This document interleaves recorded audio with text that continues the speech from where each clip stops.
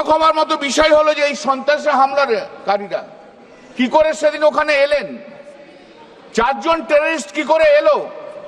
4 জন terrorist এসে 26 জনকে গুলি করে মেরে দিয়ে চলে গেল।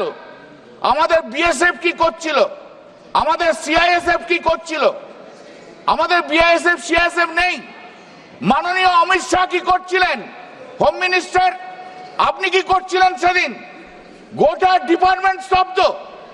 আজকে তাদের গাফিলতির জন্য, বিএসএফ সিআইএসএফ এর গাফিলতির জন্য আজকে 26 জনের প্রাণ হারিয়েছে এবং 4 জন টেররিস্ট হাঁটতে হাঁটতে হাঁটতে হাঁটতে হাঁটতে হাঁটতে পাকিস্তান চলে গেল, আর আমাদের বিএসএফ সিআইএসএফ জওয়ানরা বসে বসে দেখলো। অমিত শাহজি চলে গেছেন, এখন নিত্যানন্দজি রয়েছেন। এত অপদার্থ হোম মিনিস্ট্রি কখনো বোধহয় কখনো কেউ দেখেনি। এই দায়ী দায়িত্ব নিতে হবে প্রধানমন্ত্রীকে, এই দায়ী দায়িত্ব নিতে হবে হোম মিনিস্টারকে। 140 কোটি মানুষের কাছে, ভারতবর্ষের 140 কোটি মানুষের কাছে হাত জোর করে ক্ষমা চান যে আপনাদের গাফিলতিতে, আপনাদের নেগলিজেন্সির জন্য 26 জন লোক মারা গেছে।